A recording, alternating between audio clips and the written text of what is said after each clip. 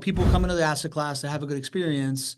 And then because you're having a good experience and you're seeing that this is working, you start getting creative on like, not just how much more can I save, which I'm sure there's a piece of that, or, like, and we'll have times in our careers where we'll have financial windfalls and be like, oh, perfect, I can stick this into whether it's an inheritance or a bonus or, hey, I just had a great year in sales, right? Like put it in there. Sure. But it sounds like more often than not, it's folks that are like me. I just reallocated from stuff that was doing something somewhere else. And I was like, you know what, this is doing this somewhere else, but I find it more sustainable, higher upside to like put it into the JWB rental property portfolio bucket. And that's really at the end of the day, my outcome that I received, right? Like I was just like, I think that this is going to do better for me long term. So might as well just move it over. And there's a lot of value for if you had to prioritize which investments you're going to get started sooner. Yeah. Like if you think of your overall wealth pie and you said, okay, well, I'm going to start either in stocks or I'm going to start in real estate or whatnot. There's so much benefit to starting in real estate first. Yeah.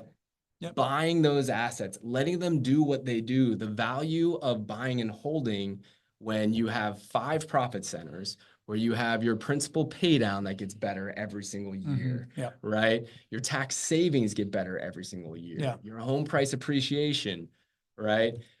Your inflation hedging, right? All of your profit centers get better every single year without you doing anything. Yeah. And that's not the same case in many other asset choices. So there's a real power to front loading, which is what I did. I front loaded. Right. And we talked a lot about the power of doing that. You said, I'm going to get to 3. Yeah. And, and then I might go make other investments elsewhere, right? To kind of backfill it. Correct. And then you're going to let your portfolio build little baby properties. Properties. Yeah, right? Correct. So you're doing this and you should feel really cool because you took on a lot of advanced strategies very early on. And we have some clients that are ready to do that.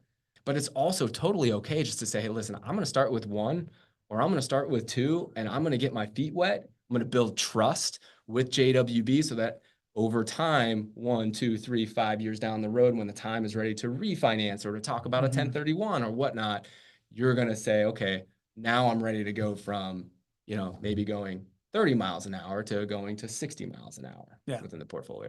What I heard there, GC, is 2 things. One is like, it's all about who you know. I was only able to take those advanced strategies and understand all that because I surrounded myself with this, right? Like, yes, maybe it was my idea and we built it up and we created this community, but like, had I not been surrounded by the Jens and the Lees and the Kens of the world and like, been a part of this like story of seeing everybody do it / getting to run with you on the mornings, I probably wouldn't have been able to bake all that in and have the confidence to do that. So, like this is a testament to like what we're trying to build out here with this show and community. It's not just a podcast that you listen to. It's a thing that you can come to and talk to people in the chat and have this experience and eventually meet them as well. And the second thing I heard is that I am in fact cool. So thank you.